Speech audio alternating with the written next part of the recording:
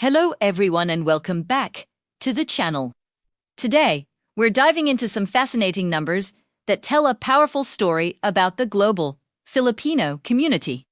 We're talking about remittances, the money sent home by our hardworking overseas Filipinos or OFS. These aren't just statistics. They represent sacrifice, love, and a vital lifeline for millions of families and the entire Philippine economy. So, let's break down the latest data and understand what it truly means. First, let's look at cash remittances. These are the funds sent through official channels like banks and formal money transfer services. In September 2025, our OFS sent home a staggering $3.12 billion. To put that in perspective, that's a 3.7% increase from the $3.01 billion sent in the same month the previous year. This growth is a testament to the resilience and dedication of Filipinos working abroad, continuing to support their loved ones back home despite any global challenges they might face. It shows a steady, reliable flow of support that underpins so much of our daily life in the Philippines. Now, let's zoom out and look at the bigger picture for the year. From January to September 2025, the total cash remittances reached an incredible $26.03 billion. TCS only 3% jump from the $25.3 billion recorded during the same 9-month period in 2024. That's nearly an extra $1 billion flowing into the country. This consistent upward trend highlights the ever-growing contribution of our modern-day heroes. This money isn't just sitting in a vault. It's paying for education, building homes, starting small businesses, and covering healthcare costs for countless families. It's the engine that powers dreams and provides stability. So, where is all this money coming from? According to the official data, the United States consistently holds the top spot as the largest source of remittances.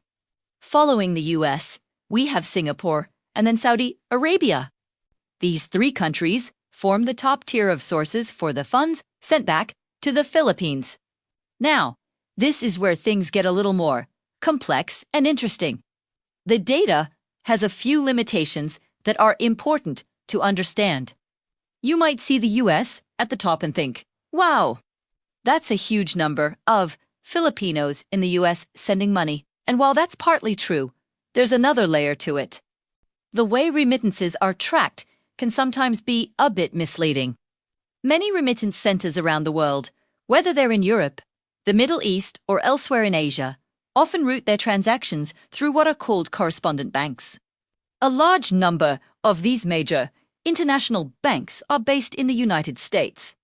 So, if a Filipino in Italy sends money home, the transaction might pass through a bank in New York before it reaches the Philippines.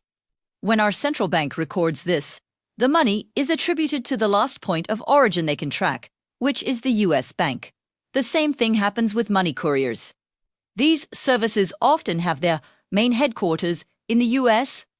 So, funds sent from various countries get bundled together and are recorded as originating from the U.S., where the head office is located. This means the figures for the United States are likely inflated as they include money sent from Filipinos all over the globe. It doesn't diminish the contribution of our kababayans in the States, but it does mean that the contributions from Filipinos in many other countries are being indirectly credited to the U.S. It's a technicality of global finance, but it's crucial for understanding the true, diverse spread of our Filipino diaspora. So, while the list shows the U.S., Singapore, and Saudi Arabia as the top 3, remember that the love and support are truly coming from every corner of the world where a Filipino heart beats for home. Now, let's talk about personal remittances. This is a broader measure that gives us an even fuller picture. Personal remittances include not just the cash sent through banks, but also money sent through informal channels and even remittances in kind. What does in kind mean? Think of the classic balikbayan box. The value of the goods inside the chocolates, the shoes, the appliances, that's all part of personal remittances. It's a more holistic view of the support being sent home. In September 2025, personal remittances hit $3.46 billion US dollars. That's a 3.8% increase from the $3.34 billion from September of the previous year. As you can see, this figure is higher than the cash remittance total, and that's because it captures those additional flows of support. It really quantifies the immense generosity that defines the experience. Looking at the year-to-date figures from January to September 2025, personal remittances reached a massive $28.97 billion US dollars. This marks a 3.2% rise from the $28.07 billion from the same period in 2024, almost $29 billion in 9 months. That's an astronomical figure that has a profound impact on the Philippine economy. It boosts our foreign exchange reserves, helps stabilize our currency, and fuels consumer spending, which drives local businesses. When you buy from your local store or eat at a neighborhood carinderia, there's a good chance that remittances helped make that transaction possible. Interestingly, even on a month-to-month basis, after adjusting for seasonal patterns, personal remittances showed a healthy 1.0% increase.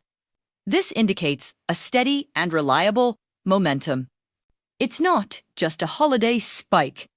It's a consistent, month-in, month-out flow of support that families can depend on.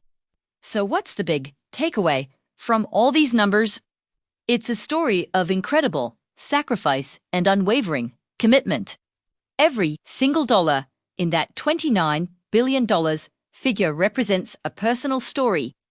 It's the nurse working a double shift, the engineer in a remote desert, the seafarer braving the high seas, the domestic helper missing her own children to care for another's. They are the backbone of our economy and the pride of our nation. These rising numbers show that the connection between overseas Filipinos and their motherland is stronger than ever. Despite the distance, despite the hardships, they continue to invest in the future of their families and their country. And for that, they deserve our deepest gratitude and respect. Let's continue to support our OFS and their families and to appreciate the immense contribution they make every single day. Thank you so much for joining me to unpack these important figures.